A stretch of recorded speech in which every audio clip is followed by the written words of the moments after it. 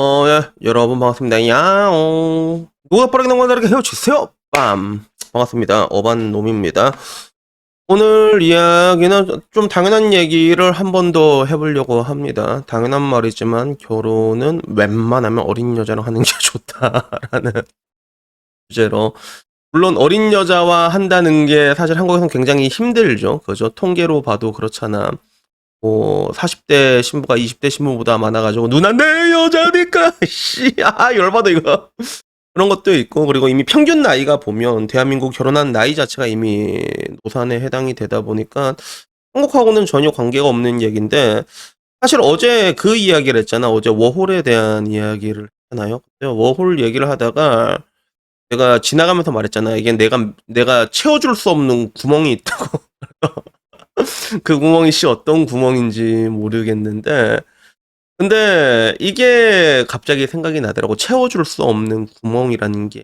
뭐 현대사회에서는 가장 흔한 구멍이라고 하면 여러분이 생각하는 그거 아니다. 거기 말고 다들 가슴에 이제 구멍이 하나씩 뚫려 있다고 내가 얘기를 하잖아요. 그래서 남자들도 남자 나름대로의 이제 그런 피해 의식이 있고, 여자도 여자 나름대로 피해 의식이라는 게 있는데, 그래도 이게 메꿔진 사람이 있고 메꿔지지 않는 사람이 있어. 그리고 그 구멍에는 또 실제로 물리적인 구멍도 있을 거야. 그치? 나도 이게 얘기를 좀 많이 할 수 있는 상황에 있잖아. 나 같은 경우는. 그러다 보면 뭐 이제 유학도 많이 다녀오고 그런 사람들 얘기해 보면 당연히 그 필연적으로 서양 남자들과 그런 게 있거든. 그런 게 당연히 있을 수밖에 없지. 그러면 그게 한국이랑은 확실히 다르구나라는 걸 느끼게 돼. 그리고 그 중에서 항상 어메이징한 거는 중동 남자가 장난 아니라더라고. 어.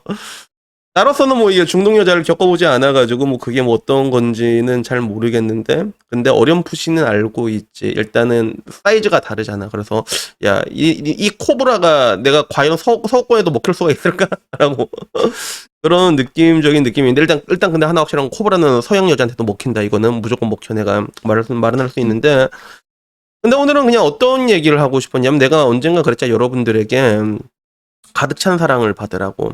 가득 찬 사랑을 받으라고. 어떻게 보면 남자로서의 존경일 수도 있고, 사랑을 받지 못하면 결혼이라는 거는 어떻게 보면 여러분들의 당연한 희생, 남자들의 희생은 굉장히 당연하게 돼 있고, 우리는 항상 소모되어 왔으니까 이런 건 아무런 쓸모가 없다라고 얘기한 적이 있는데, 근데 그 워홀 얘기하니까 그거랑도 똑같이 이어지는 것 같아. 똑같이 이어지는 것 같아. 그래서 우리가 채워줄 수 없는 것들이 되게 많고, 근데 이거는 사실 남자도 마찬가지야. 남자도 뭐냐면, 내가 언젠가 얘기한 적 있잖아. 너무 당신보다 우월한 여자한테 들이대지 말라고 얘기한 적이 있었잖아. 그래서 이게 서로 연결되는 방식이 달라. 그래서 여자들 같은 경우는 좀 약간 찐따 루저라도 나름 알파 애들이랑 이어지는 게 가능해. 다 물론 이런 경우는 거의 이제 야스로 끝나게 되고, 끝나고 나면 여자는 피해의식을 가지게 되고 엄한 놈한테 복수를 하는 이런 게 있으면, 남자 같은 경우는 진짜로 이게 사랑으로 이어지는 경우가 있다니까.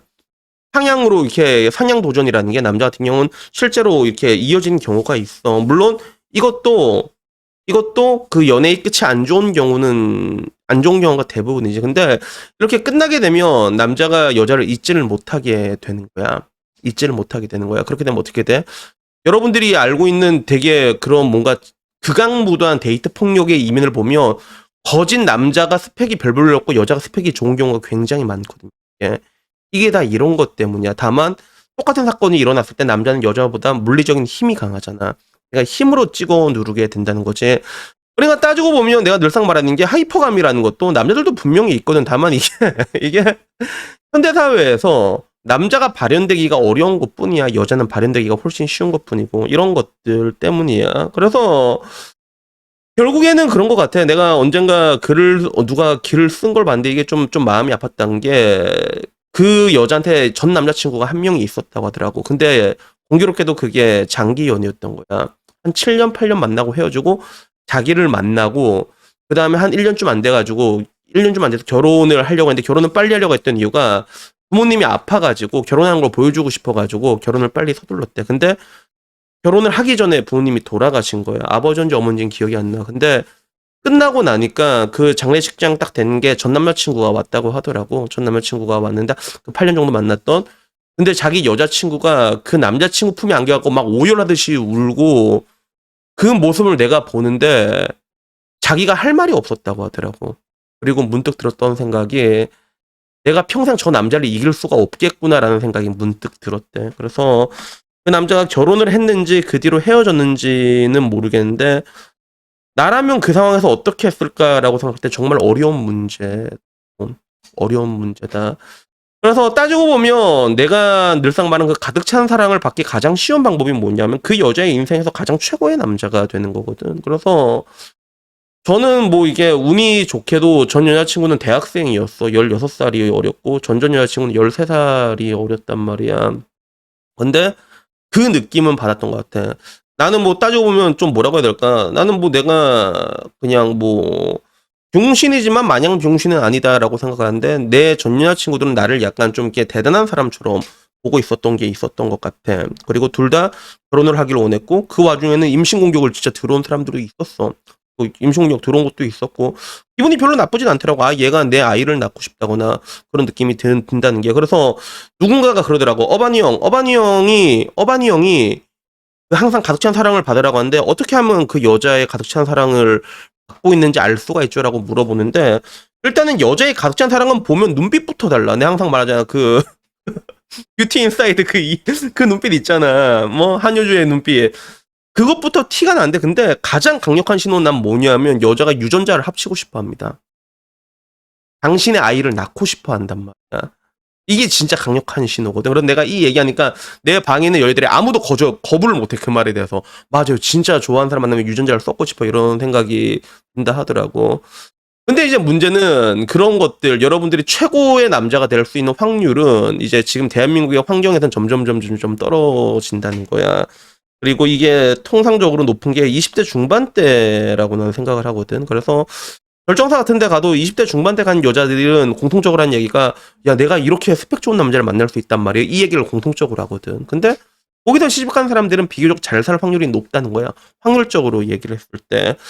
그래서 그 결국에는 그래 사람이란 동물이 뭐 다들 이제 남들과 비교하는 게 있고 나도 비교라는 것 때문에 타인은 지옥이다라고 얘기를 하지만 그게 가장 특화되어 있는 게 또 대한민국의 특성이거든. 대한민국 특성이고 그리고 여자들은 원래 자기와 자기 주변의 세계로 이어져 있단 말이야. 그래서 항상 여자들이 한 얘기 잘 들어봐. 통계에 대해서 근접하는 경우가 잘 없어. 주변 도로로 얘기하거든. 근데 그 주변 도로는 정말 자기 주변일 수도 있고 아니면 자기 스마트폰이랑 이어진 그 중심 같은 컴일 수도 있고 뭐 그거는 알 수가 없는 건데 그러다 보니까 여자에게 있어서 비교 대상이 많다는 거는 여러분들이 최고의 남자가 될 수 있는 확률이 그만큼 떨어진다는 걸 의미를 해. 그래서 내 친구들 보면 알 수 있는 게 내 친구들은 결혼을 좀 일찍 한 애들이 많거든요. 그리고 걔네들이 공통점이라고 하면 다들 20대 초반 때 일찍 한 애는 덕무가 고등학교 때부터 사귀었어. 걔는 고등학교 때부터 사귀어가지고 지금 덕무가 나보다 크거든. 근데 걔네들 중에는 잘 사는 애도 있고 진짜 개같이 싸운 애들도 있고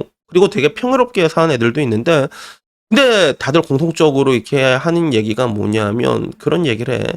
그래도 사랑했던 기억으로 살아간다라는 얘기를 엄청 많이 해, 힘들 때마다.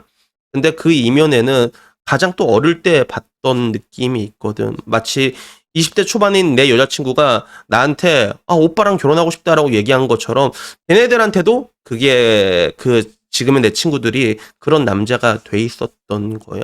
그래가지고 지금도 어떻게든 이렇게 막 지지고볶고 하지만 살아가는 애들한테는 또 그런 이유가 있는 거거든. 그래서 결론은 그런 것 같아. 그 비교 대상이 많아진다는 게 따지고 보면 뭐 안 좋은 일이긴 한데 근데 여자들 입장에서는 이제 와서는 그게 많아질 수밖에 없잖아. 지금 대한민국 결혼 문화 자체 나이 자체가 그리고 여기에 대해서 여자들은 자신의 젊음의 파워를 다 쓰고 이게 꺾일 때쯤에 이제 시집을 간다는 이게 가장 가성비 있게 자신의 청춘을 잘 쓰는 과정이라고 생각하지만 근데 이거는 사실 누구에도 좋은 게 아니라는 거야. 남자에게도 여자에게도. 그래서 저는 항상 여러분들에게 말하는 게 사고력이 좋은 여자 그런 직관 사고력이면 좋고 그러니까 사고적으로 생각하는 여자를 만나라고 하는 게 그런 사람들은 이제 지나고 나서 자신의 상황을 명확하게 이해를 한다는 거지. 명확하게 이해를 하고 그래도 내가 너랑 결혼을 했으면 그래도 네가 최고라고 생각하고 살아야지 라는 그런 의연한 자세로 나올 수가 있는 것 같아요. 그래서 여튼 뭐 그냥 오늘은 그냥 이 얘기 한번 해보고 싶어. 이 얘기 한번 해보고 싶고 그리고 더불어 이 얘기를 듣는 순간 여러분들은 다들 으악 베트남으로 가야겠구나 이렇게 생각하는 겁나 많을 거예요. 근데 나도 베트남 이번에 여름에 몇 달 뒤에 갈 것 같거든. 내 구독자 중에서 한 분이 내 뽀락시들이 좀 있어. 전 세계에 흩어져 있는데 근데 그분이 베트남을 소개시켜준다 하더라고. 그래서 뭐 딱히 나는 뭐 다이다이 치는 거 좋아해가지고 뭐 갈 생각이 있는데 나도 다녀올 생각인데 근데 모르겠어. 근데 모르겠는데 그 여자에게도 내가 최고의 남자가 될 수 있을까라는 그런 느낌들이 뭐 불안한 느낌이 있긴 있는데 어떻게 보면 이 요즘 남자들이 좀 막 뭔가 이제 좀 자존감이 떨어지고 그리고 막 유튜브 같은 것뿐만 아니라 다른 데 봐도 오히려 여자가 으름장을 내고 이렇게 하는데 찍소리 못하는 이유가 남자들 입장에서도 알고 있기 때문에 그런 게 아닌가. 내가 저 여자의 인생에서 최고의 대안이 아니었기 때문에 그게 미안해서 그게 빌빌거리고 있는 게 아닌가 싶은데 근데 아무리 생각해도 그게 빌빌거리는 건 남자의 길이 아니란 거지 않았지. 그러니까 저는 항상 여러분들이 누구를 만나든 여러분들도 당연히 남자답게 처신을 해야 된다 생각하는데 여러분들도 그만한 대접을 받았으면 좋겠다. 그만한 대접이란 게 엄청난 게 아니란 말이야. 그리고 아무쪼록 그 여러분이 만나는 여자의 인생에서 여러분이 부디 최고의 남자가 되셨으면 좋겠습니다. 여튼 뭐 오늘은 그냥 이런 얘기 한번 해보고 싶었습니다. 이상입니다. 감사합니다. 야옹.